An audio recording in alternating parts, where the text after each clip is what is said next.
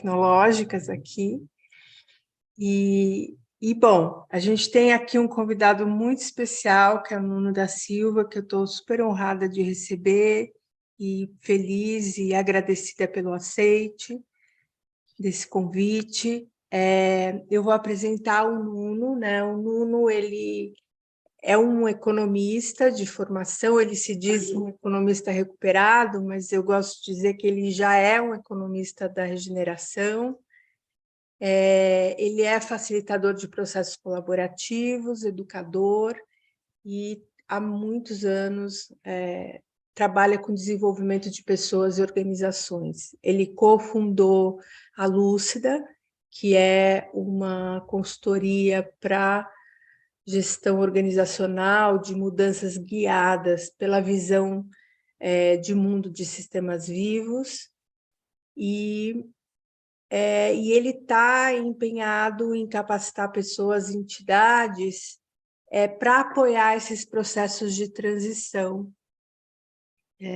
de uma transição justa, para essas atividades humanas que estão em relação direta com a natureza. E aqui hoje a gente está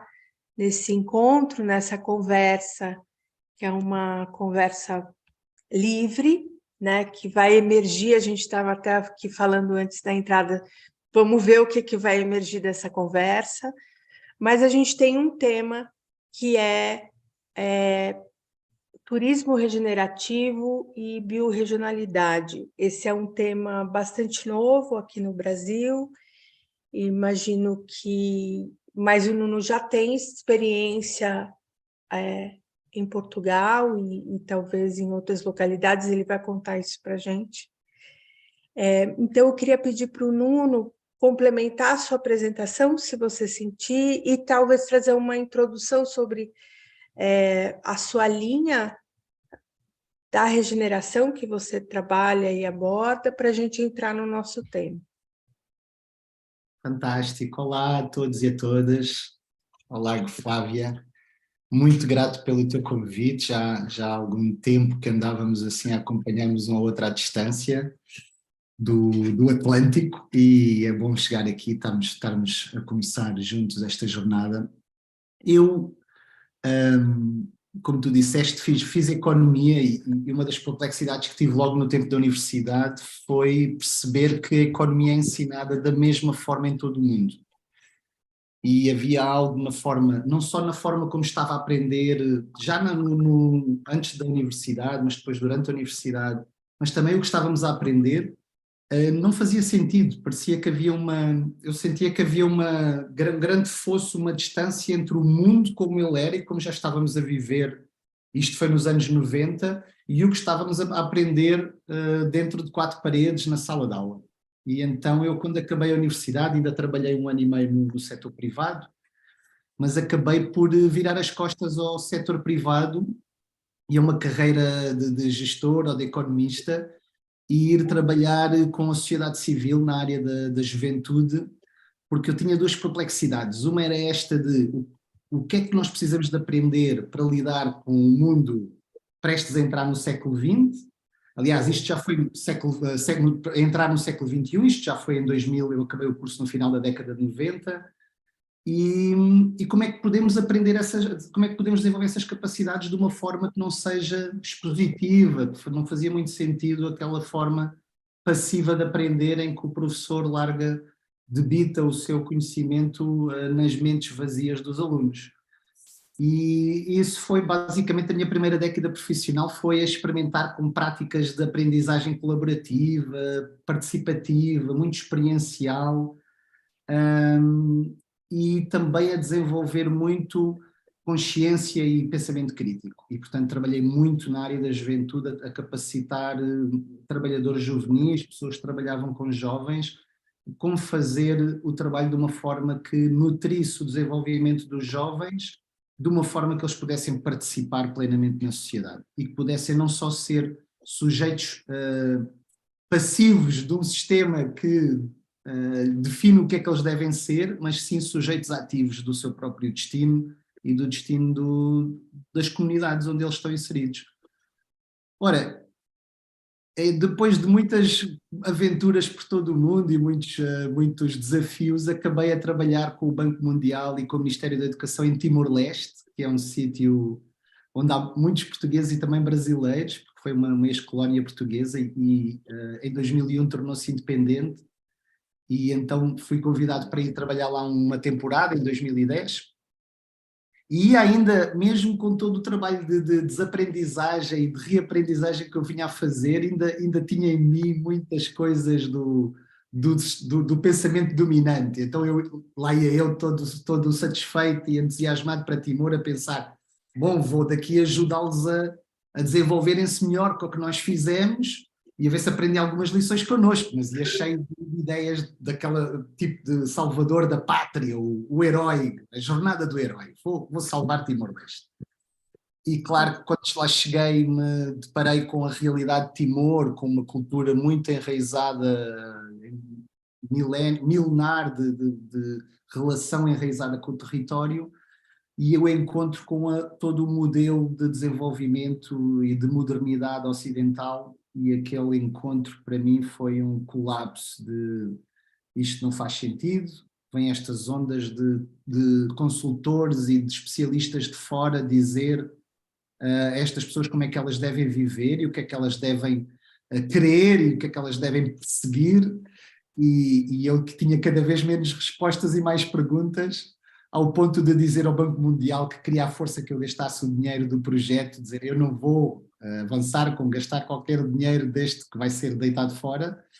e portanto acabei por virar as costas também a esse trabalho e vim para a Europa muito à procura de onde é que estão as sementes de mudança que podem nos dar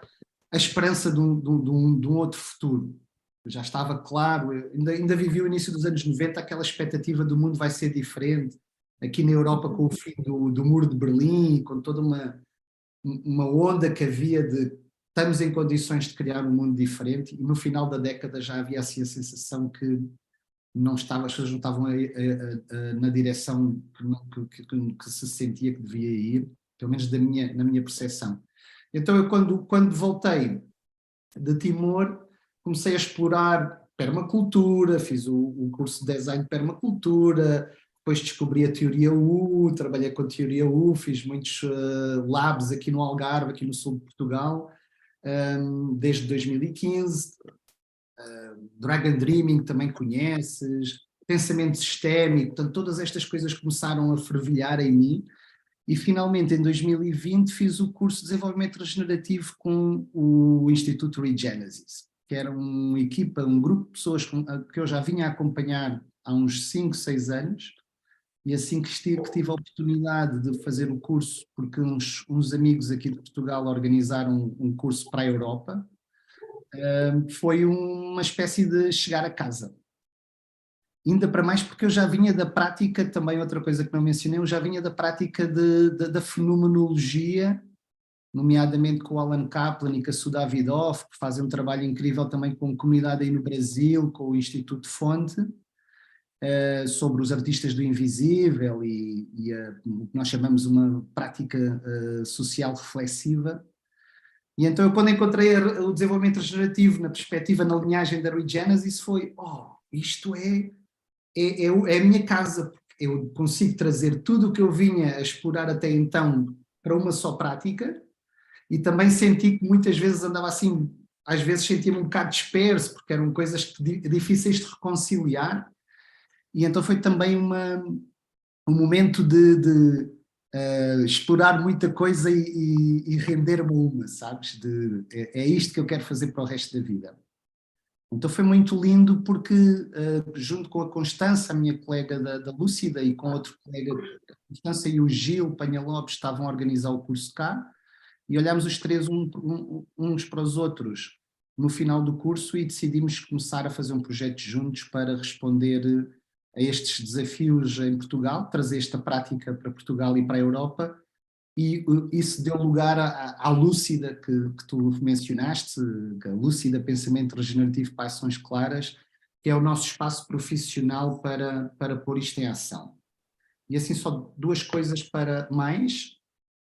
Uma talvez tenha a ver com tu perguntaste qual é a tua abordagem ao desenvolvimento regenerativo, à regeneração, não é? Nós sabemos hoje que, enfim, parece que está a haver uma grande onda a emergir deste movimento de regeneração, já depois de toda a movida da sustentabilidade que agora está-se a tornar mainstream, mas que foi muito cooptada, porque as pessoas processaram o conceito de sustentabilidade com o mesmo tipo de mentalidade que deu fruto ao nosso sistema atual, não é? Muitas vezes de um lugar muito fragmentado, pensamento linear, enfim, diferentes abordagens, diferentes formas de pensar que não mudaram e apenas processaram o conceito desse lugar, e então o conceito perdeu poder, perdeu possibilidades, tornou-se muito algo plano, não é? Sem profundidade.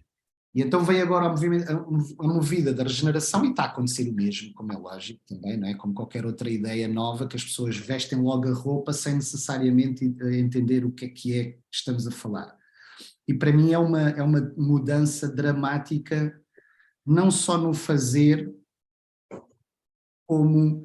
principalmente no pensar, na forma como pensamos sobre o mundo, o nosso lugar no mundo. Tudo isso muda quando começamos de facto a querer ir mais fundo no o que é que significa agirmos de uma forma regenerativa.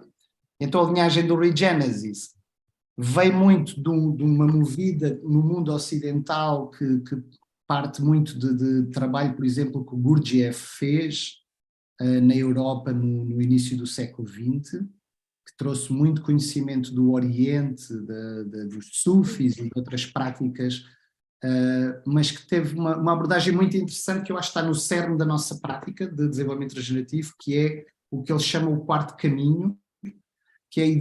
primeira ideia que a ideia é que tu não podes desenvolver fora da tua vida, não é? Porque ele viu que havia três grandes práticas de desenvolvimento humano.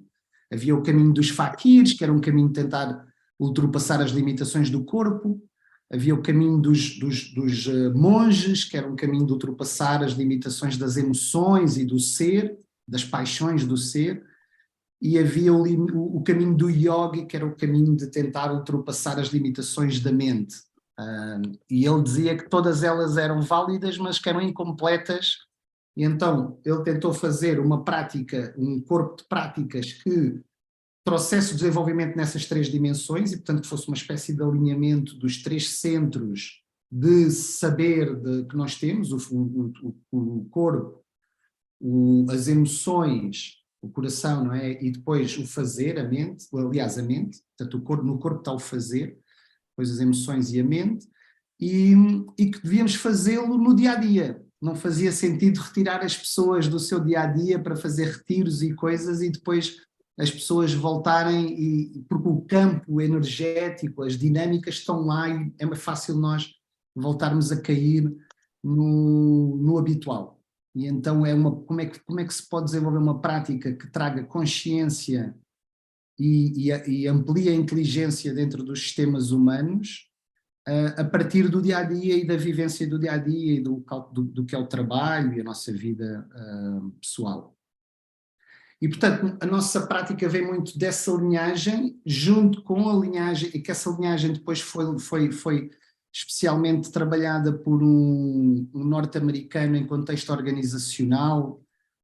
e depois houve uma parte do grupo do Regenesis que aprendeu com esse senhor, agora está-me a faltar o nome dele, mas eu já me vou lembrar.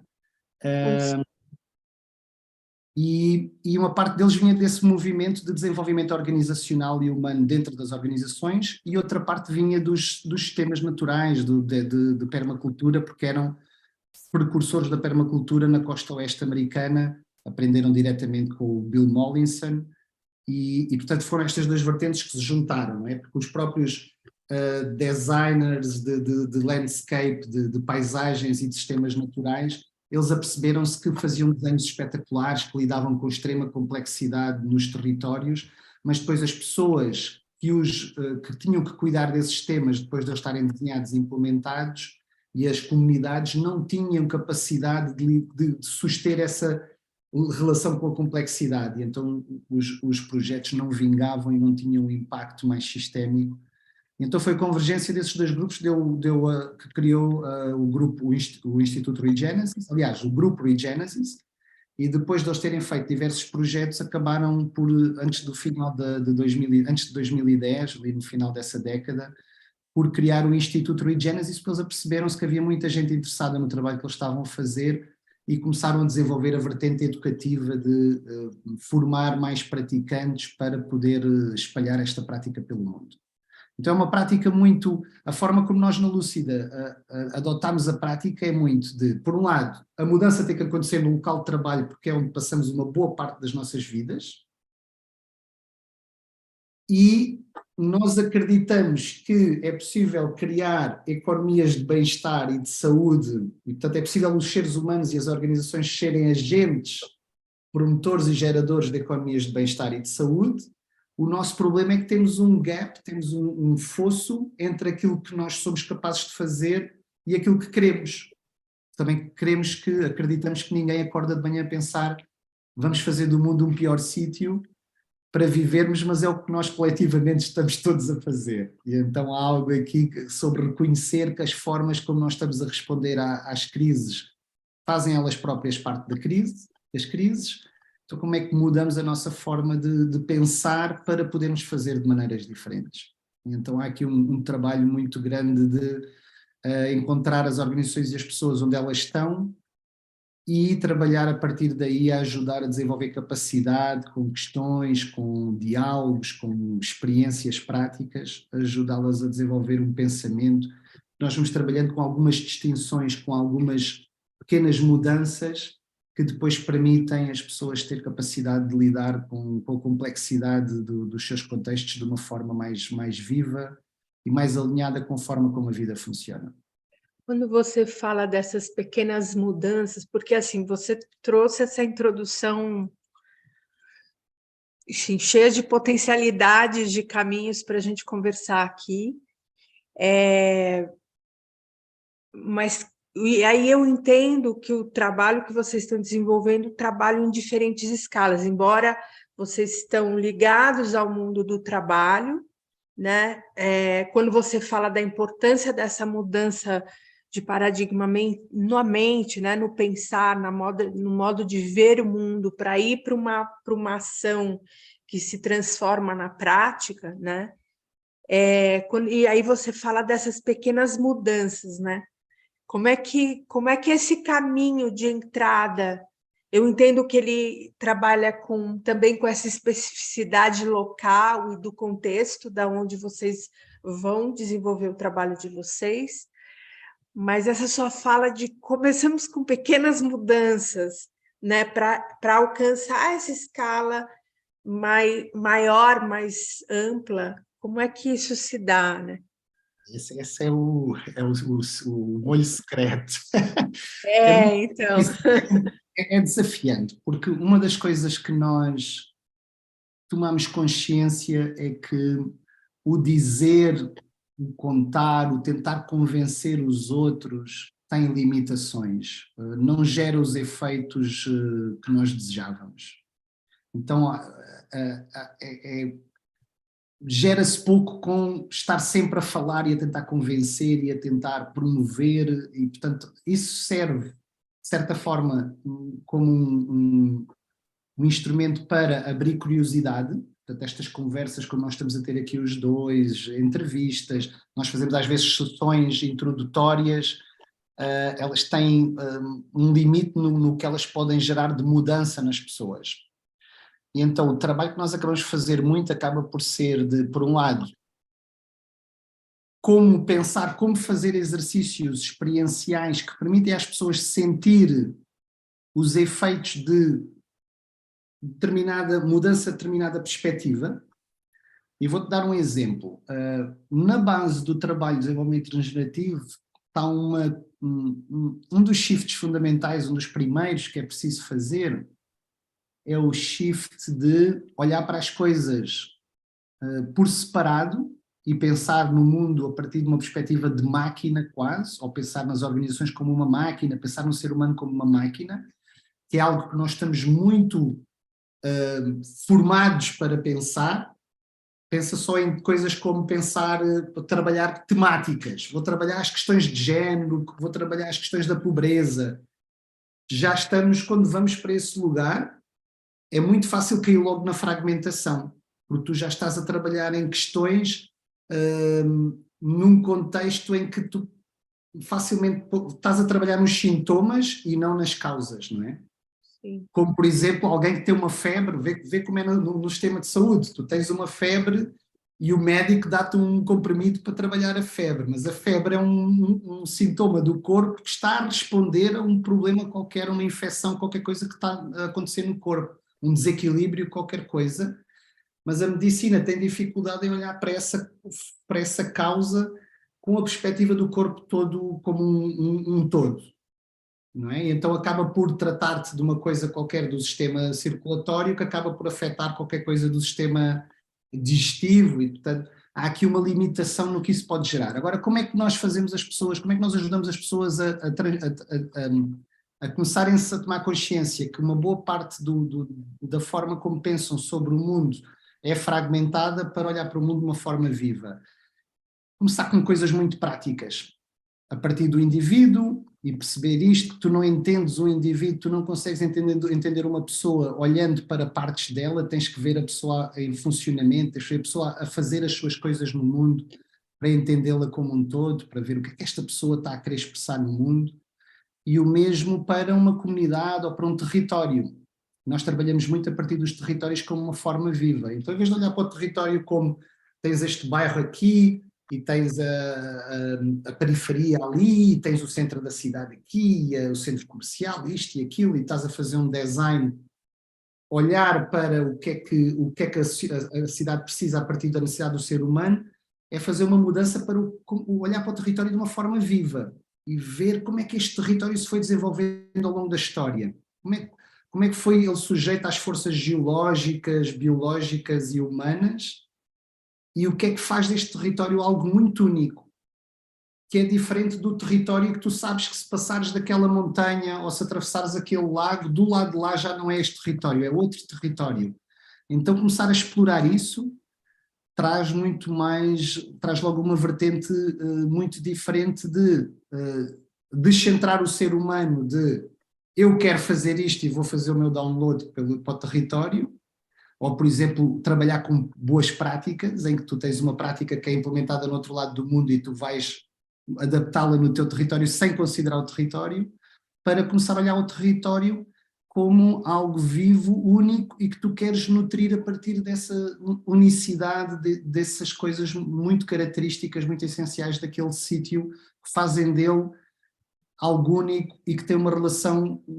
com o qual os seres humanos que ali vivem têm uma relação muito única e toda a vida que ali acontece. Daí, por exemplo, e já fazendo uma ponte, nós ter sido natural para nós começar a trabalhar com o setor do turismo, porque era um setor que era bastante claro que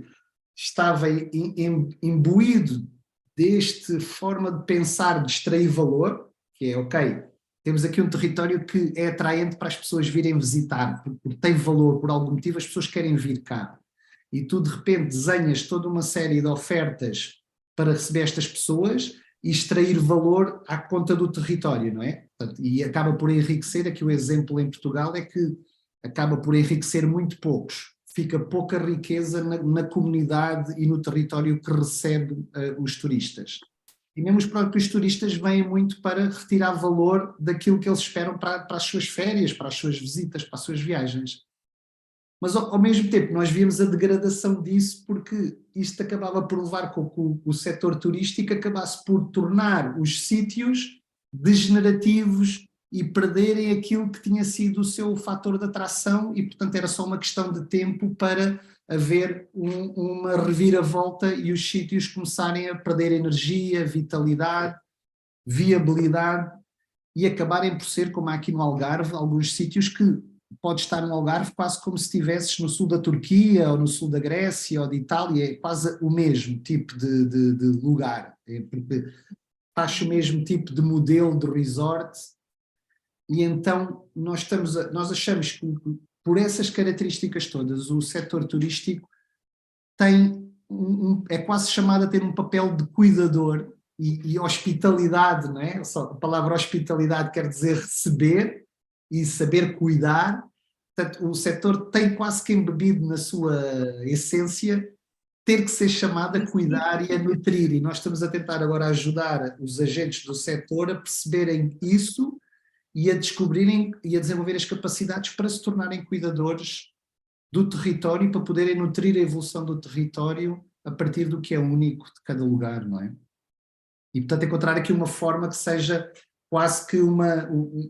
que a geração de valor seja para todos, seja win-win, seja um ganha-ganha para toda a gente, para quem recebe, comunidades, território, e para quem vem e que é transformado por aquela experiência e que volta para casa e pode levar essa transformação com ele ou com ela, e com isso também poder levar contributos para o seu próprio território, para a sua própria vida. E como que... E vocês estão atuando junto às organizações, a uma rede de empreendimentos, ao governo? Como é que vocês estão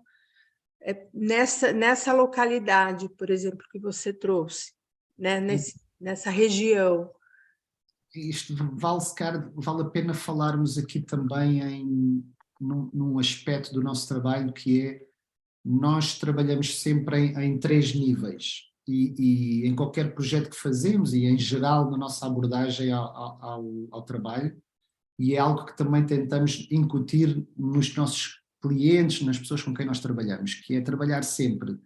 3 níveis de desenvolvimento.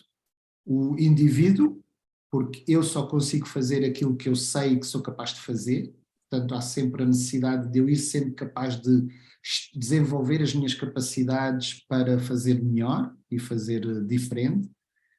Depois eu preciso ser capaz de apoiar as pessoas com quem eu trabalho, sejam eles a minha equipa, sejam parceiros, clientes, fornecedores, toda a gente com quem eu interajo no meu negócio, no meu trabalho.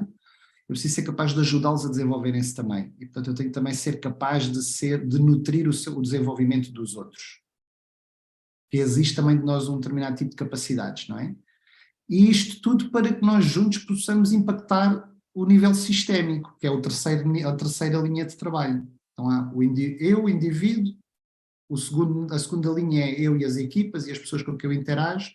depois o terceiro nível é o nível sistémico. Ora, nós ao nível sistémico aqui estamos a trabalhar de várias formas. Uma delas é continuar a organizar os cursos de desenvolvimento regenerativo na Europa, para que haja um crescimento, um desenvolvimento da prática no território e de mais praticantes, porque sentimos que é preciso haver mais gente a praticar,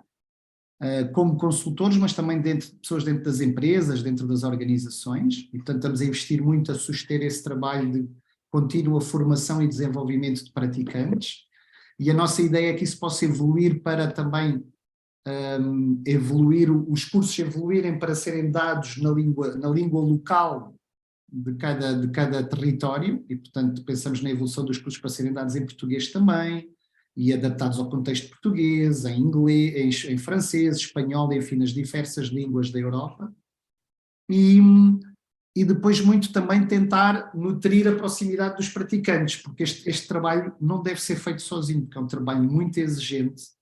ao nível daquilo que é requerido de nós, para não cairmos nós próprios em formas de pensar habituais, e é fácil cairmos,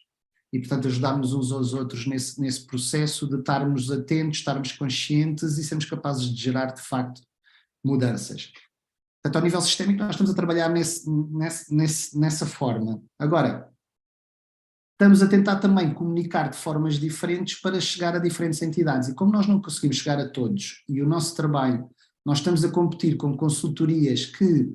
respondem de uma forma muito habitual às necessidades que tu tens hoje, que é a velocidade de mudança é extrema, as organizações estão a ser chamadas a adaptar-se muito rápido a uma constante mudança dos contextos, e elas querem respostas rápidas e querem fórmulas muitas vezes. E a consultoria tradicional está orientada para essa forma de responder, em que tu chegas a uma empresa, a uma organização, e tu dás as respostas e tu implementas os sistemas para transformar a forma como a organização funciona. Nós não trabalhamos dessa forma, não queremos que isso gere resultados a longo prazo, porque nós, por um lado, acreditamos que cada entidade e cada pessoa tem em si aquilo que necessita para ser autodeterminada no seu processo de desenvolvimento, e o que nós vamos fazer é apoiar a pessoa nesse trabalho. Então nós só trabalhamos com organizações e nós temos que primeiro trabalhamos com organizações e com empresas a partir de onde elas estão. Como nós não conseguimos chegar a todas e elas muitas vezes não sabem destas coisas que eu estou a partilhar contigo, nós fazemos um trabalho muito estratégico de tentar conectar com entidades que têm elas próprias um mandato de cuidar de um setor, de um território, de um tipo de organizações. Então trabalhamos muito com, por exemplo, incubadoras, ou, por exemplo, no caso do turismo, com o Instituto de Turismo de Portugal, ou com a Escola de Turismo de uma determinada região, está incumbida de conectar com diferentes agentes desse território e, portanto, aí permite-nos também chegar a um maior número de agentes, não é? E depois isto vão surgindo interesse, e nós depois temos um processo é quase como uma relação humana, não é? Tu não vais começar logo, não vais logo partir para uma relação de longo prazo. Há um flirt, há ali um momento inicial em que nós tentamos entender onde é que o cliente está, onde é que a pessoa que nos contacta ou a entidade está a nível do pensamento e do que eles querem e do que eles estão a ser desafiados a responder, para depois, e nós estamos nessa conversa, estamos já a entregar valor, porque estamos a trazer questões e a fazer reflexões juntos, que ajudam o cliente a abrir a sua consciência de facto do que é que de facto quer e precisa e do potencial que ele vê do que a empresa e ele próprio se podem tornar a partir de onde eles estão. E é desse trabalho quase de um flirt que depois decidimos, olha, vamos namorar, vamos passar um tempo mais longo juntos aqui para fazer algo estruturado, e se esse namoro correr bem, vamos para uma relação de longa duração. Agora, não é fácil, nós começámos há 2 anos e meio, temos poucas relações de longa duração, porque também ainda estamos nas relações, a meio da média relação, né? O máximo que temos é uma relação de 2 anos e pouco com clientes, mas sentimos que isto já nos permite, para já por um lado, assumir que nós não estamos a querer criar qualquer tipo de dependência, e o que nós fazemos é parcerias para a vida. Portanto, nós quando conhecemos um cliente que está investido em transformar a sua organização para ser uma organização regenerativa, uma organização que quer de facto gerar mais valor para as suas comunidades e para os seus territórios, nós mesmo que deixemos de trabalhar com eles no contexto de um projeto, nós não deixamos de estar investidos no desenvolvimento deles, porque acreditamos no que eles querem manifestar e achamos que é necessário que eles o consigam fazer, porque, como tu sabes, nós precisamos de bons exemplos também de transformações com impacto para isso depois servir de inspiração para mais entidades e pessoas poderem seguir este caminho. Porque essa é uma das grandes questões que toda a gente faz logo quando se começa a falar em regeneração, é mostra-me exemplos e os exemplos, nenhum deles é perfeito, né? Portanto não existe não existe perfeição, e portanto nós temos sempre a lidar com exemplos que têm um aspecto regenerativo ou outro, mas que estão ainda a maturar, que não estão ainda a descobrir o que é isto de ser regenerativo. E temos consciência que é muito fácil fazer o greenwashing e dizer que uma empresa é regenerativa só porque uma parte do seu trabalho está a gerar impactos positivos, mas em tudo o resto é degenerativo, e nós não queremos fazer parte desse movimento que tira poder e profundidade ao trabalho regenerativo. Sim, perfeito. Eu te agradeço por trazer com detalhes o processo de vocês, né? Para quem está na prática, fica bem claro. Eu agradeço por você compartilhar e claramente, assim, tanto o turismo regenerativo já é um setor, né? A gente pode entender esse trabalho que é setorial, então por isso ele já tem uma complexidade, mas quando você vai olhar para as especificidades do território, você também tem as complexidades daquela biorregião, né? Então, na verdade, é um pedido para você trazer um pouco dessa noção da biorregionalidade para a gente olhar assim, como é possível olhar para esse território a partir do que significa a biorregionalidade, né? E aí, porque aí a gente começa a considerar outras complexidades desse território que talvez sejam mais essenciais mesmo, né? E mais, se a gente for pensar em intervenções, em ações que possam ser mais precisas, né? A partir do momento que você consegue olhar para essa biorregionalidade a partir dessas essências, desses valores, mas não só dos valores que podem ser reconhecidos e levados consigo, mas também desses valores que podem ser potencializados na própria localidade, né? Porque aí a gente consegue começar a pensar um setor e agir um setor que está com uma percepção mais apurada e mais desenvolvida, mais de fato regeneradora, né? Eu não sei se você tem algo para... Isto, se calhar, ajuda aqui também para fazer outra contextualização, que é esta prática que eu falei, esta linhagem do desenvolvimento regenerativo do Regenesis. Eu mencionei só o aspecto ocidental dela, mas na verdade esta forma de pensar e de entender o mundo e de estar em relação com o mundo é algo que está super vivo nas comunidades indígenas que ainda permanecem por esse mundo fora. Esta é a forma deles natural de serem. E você, com a sua experiência no Timor...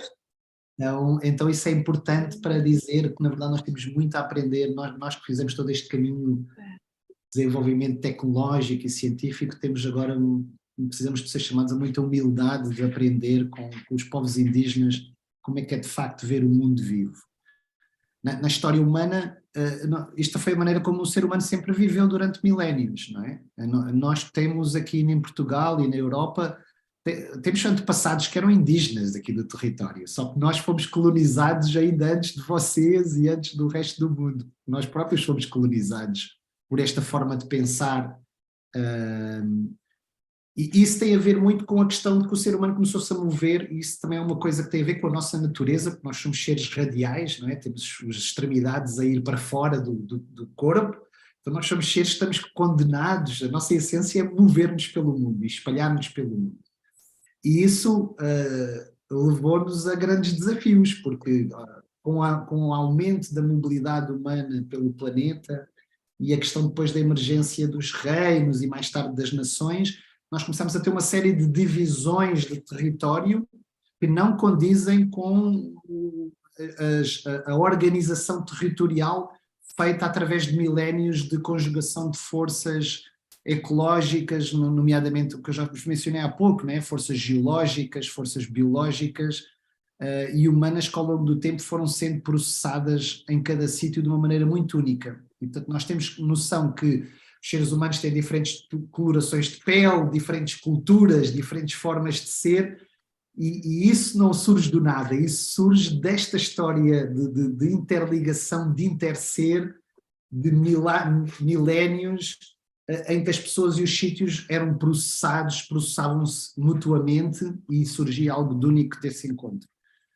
Com a mudança dramática dos últimos 500 anos, na qual os portugueses tiveram um contributo porque começaram as viagens de barco pelo mundo fora, isso começou-se a tornar cada vez mais complicado porque tiveste uma mobilidade gigante de gente, de diferentes partes do mundo, de pessoas do mundo rural para as cidades, e então o que acontece hoje é que tu tens muita ação que está desconectada do território e daquilo que é o território, não é? E quando começas a olhar para os territórios como unidades orgânicas, a biorregião é a maior escala que ainda mantém alguma integridade e identidade própria, não é? Então é uma forma de pensar o território interessante porque permite-te olhar para as diferentes partes do mundo e perceber em cada região o que é a configuração única destas forças naquele território. E isso é importante porquê? Porque esse é o território que sustém a vida, é nessa biorregião que a vida é sustentada de uma forma muito particular, e se nós nos estivermos desconectados disso, no nossa relação e no nosso design daquilo que pomos em prática, acabamos por gerar impactos que fazem com que a região perca vitalidade, perca energia para continuar-se a suster e perca viabilidade e deixe de ser viável para a vida prosperar. Portanto, imagina assim, eu estou a fazer eu se fizer um projeto num vale é diferente se eu fizer um projeto à beira de um rio, num delta de um rio, por exemplo. A energia e as coisas, os aspectos particulares de um vale são diferentes de um sítio que está à beira-mar, junto ao delta de um rio. Então, quando eu vou olhar para o delta do rio, há vários exemplos, nós temos exemplos desses com parceiros que trabalham com projetos na Nova Zelândia, por exemplo, em que eles começaram a olhar para uma parte do rio, vamos construir uma estação de limpeza, por exemplo. Uma estação de limpeza não é algo que gere vontade a ninguém de pôr energia. Tipo, gera algumas pessoas, mas não é algo que vá mobilizar todos os agentes de um território e tudo mais. Mas se de repente as pessoas começarem a ver que a saúde daquele rio e a viabilidade em qualquer ponto de passagem do rio, por exemplo, onde aquela comunidade está inserida a meio do trajeto do rio para o mar, de repente, se eles começarem a perceber que a vitalidade do rio por exemplo, há um caso nos Estados Unidos, eles estavam a tentar fazer o regresso do salmão. Se as pessoas começarem a ver o que o rio saudável vai permitir a eles, como seres humanos, gerar de possibilidades novas de vida, de interação com o rio, vais ter uma série de agentes investidos em nutrir o rio. Mas nutrir o rio não é só aquele bocadinho, porque depois tens a outra comunidade mais amontante que larga todos os dejetos então tu quase começas a ser obrigado a olhar para o rio como um todo, desde a nascente até ao sítio onde o rio entra no mar.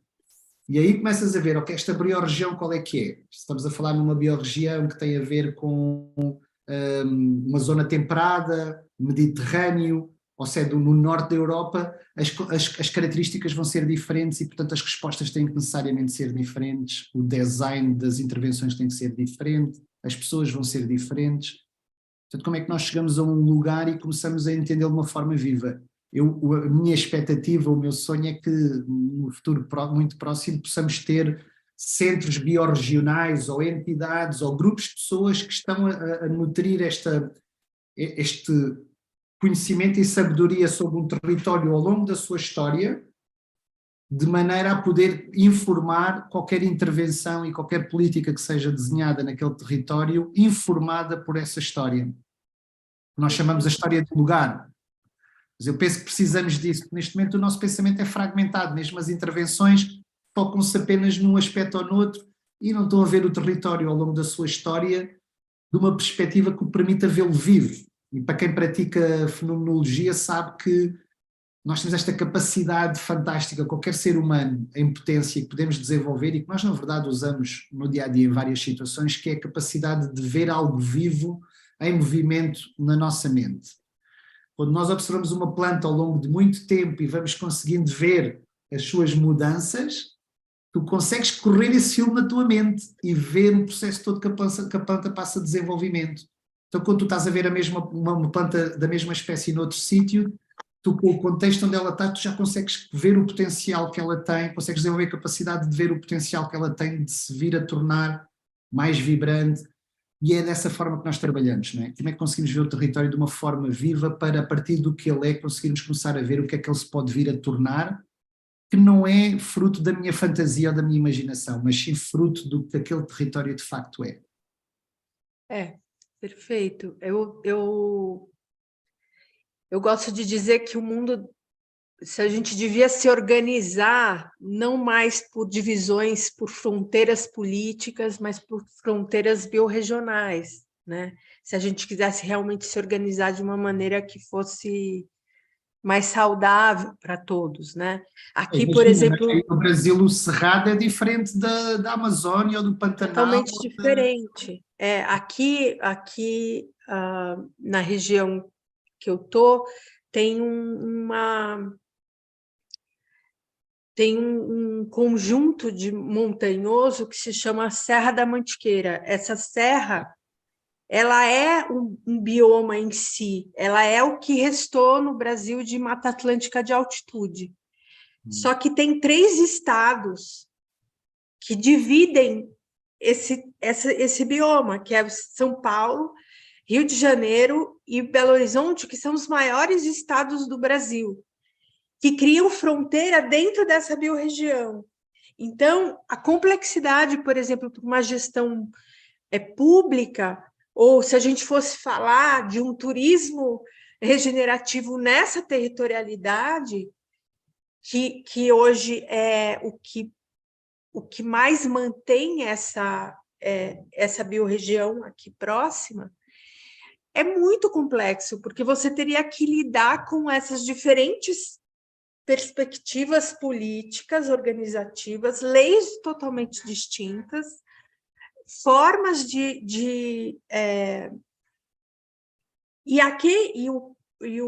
o povo, né, a população que mora nessa biorregião, que tem lá o seu cotidiano ligado à terra, ligado enfim, aquela beleza aquela beleza natural que é aquela biorregião, tem já desafios enormes só se a gente olhar só por essa perspectiva dessa divisão territorial ali, né? Uma das formas que nós estamos a tentar responder a isso, porque isso esse contexto que estás a descrever, Flávia, está em todo o lado. Infelizmente, é como a nossa civilização se evoluiu. Estamos a chegar provavelmente ao limite do que isso pode entregar. Nós uma das formas que temos vindo a trabalhar, e é muito interessante, nós trabalhamos com uma das coisas que usamos muito na nossa prática é o que nós chamamos de frameworks, que a palavra para português mais próxima seria mapas. Portanto, são instrumentos de navegação que nos ajudam a orientar a nossa intuição e a ajudar-nos a mantermos, a sermos capazes de lidar com a complexidade de uma forma que nos permita alguma organização de ideias e de entendimento e ao mesmo tempo perceber se vemos novas ordens de possibilidades para aquele sistema ou não, não é? Portanto, se há uma maneira de elevar aquilo que é o valor, que é o que se pode gerar de impactos. Quando nós olhamos para um território, por exemplo, uma biorregião, como estás a descrever como é o nome da serra? Serra da Mantiqueira. É a serra que chora, porque ela é rica em água. Então, os povos originários eles chamam de mantiqueira, a serra que chora. Então, um dos desafios é que nós estamos habituados, quando vemos uma das grandes conquistas do século XX foi a concertação social, não é? Foi uma mudança grande no sentido em temos que ouvir os diferentes agentes da sociedade e haver uma concertação social, uma negociação para poder tentar gerar algo que seja bom para todos. Mas a prática da concertação social tem vindo a ser muito quase que encontrar o menor denominador comum, porque cada agente vai com a sua agenda para o encontro coletivo e acaba por ser muito uma luta de ideias, de visões, e quem tem mais poder para exercer a sua visão para o território. E nós achamos que isso não gera os resultados, não tem gerado os resultados que são necessários, então eu tenho pensado muito, tem sido uma inquietação, que outras formas é que temos de encontrar de fazer isto, e uma delas é que nós estamos a tentar encontrar oportunidades para praticar, porque ainda não tivemos aqui em Portugal, mas os nossos mentores do Regenesis já fizeram vários projetos, várias intervenções a este nível, que é, quando tu fazes a história do lugar, quando tu, por exemplo, quando nós tentamos entender um sítio de uma forma profunda e de uma forma viva, isso exige de nós irmos de encontro com o sítio, portanto irmos descobrir o sítio e as pessoas que lá vivem e entender o sítio através das pessoas que lá vivem, e, portanto estabelecer relações de reconhecimento e de valorização de quem está no território e com as nossas questões, com o nosso diálogo com as pessoas e com as entidades, de tentar descobrir o território, procuramos também renascer nas pessoas a sua ligação e o seu carinho pelo sítio onde eles vivem. Toda a gente tem, porque quase toda a gente, mesmo quem diz eu gostava de mudar deste sítio, muitas vezes gostava de mudar porque o sítio está sem energia, não tem oportunidades, mas se pudesse escolher, se conseguisse mudar o sítio, a pessoa não decidiria provavelmente mudar. Então é muito o trabalho de redescobrir essa relação das pessoas com os sítios e de olhar para o sítio como o centro e deixar e tentar descentrar as pessoas das suas desejos, das suas imagens que muitas vezes são projetadas por marketing, por ideias de outros sítios que viram. Portanto, reclamar muito mais aquilo que é único e singular em cada território, e ao fazer esse processo nós começamos a desenhar uma história do sítio que permite aos diferentes atores num território, mesmo de diferentes estados, começarem a ver o território como uma entidade só, de uma forma viva, e ao começarem a ver potencial do que aquele território é e do que ele se pode vir a tornar, nós começamos a criar condições, a criar um campo de relações e de energias que pode permitir esta convergência de entidades e de agentes e de pessoas investidos em nutrir uma direção para o território que não é a direção que cada um quer, é a direção que o território está a pedir para se tornar, que o território está a querer se tornar. E isso é algo que lá está, é uma forma diferente de abordar, mas que nós temos feito. Ainda agora estive no norte de Portugal a trabalhar com jovens nesse contexto. Imagina, com a área de empreendedorismo, em que a pessoa da Câmara que nos contratou dizia: nós temos feito muitas formações e muitos processos de capacitação para empreendedores jovens fazerem aqui projetos, mas eles acabam por ir para outro território, eles acabam por não fazer aqui. E nós estávamos com essa perplexidade com ela, depois, porque vocês estão focados no que é ser um empreendedor de dentro para fora, só de eu a pôr a minha vontade no mundo, e a pessoa, se não encontrar as condições para fazê-lo neste território, ela vai para o sítio onde lhe derem mais dinheiro ou mais condições para desenvolver o seu negócio. Mas se nós começarmos com a relação das pessoas com o território, e nós começarmos com os jovens a perguntar o que é que eles gostavam no sítio, o que é que eles mostravam primeiro quando tinham alguma visita, o que é que eles mudariam, o que eles sentem que não está ao serviço deles nem das comunidades naquele território, de repente a sala mudou de energia, tinhas os jovens a falar uns com os outros e a discutir ideias com uma vibração, uma energia que todos eles saíram dali, eles próprios disseram, com mais ideias do que é que podiam fazer no território, com muito entusiasmo, muita energia.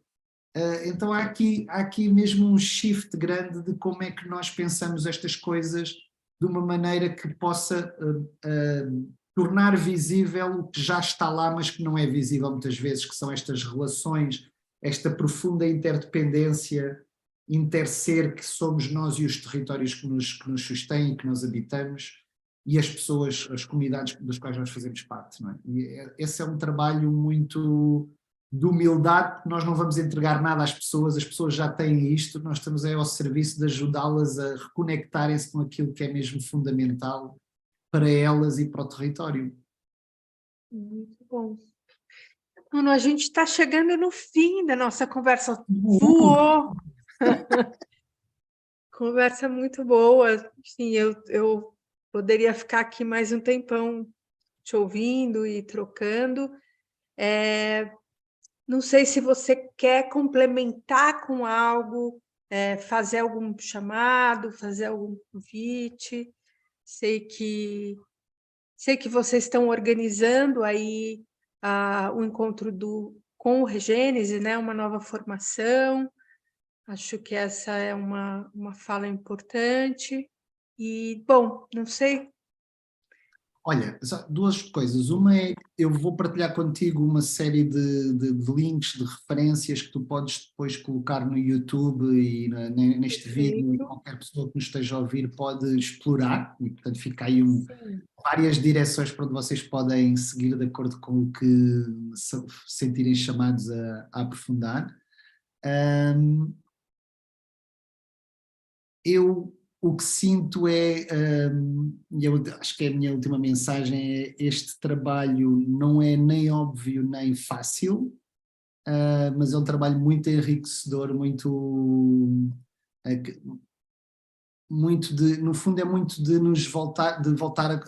a conectar, voltarmos a conectarmos com a nossa essência, com aquilo que é de facto importante para nós. E nesse sentido,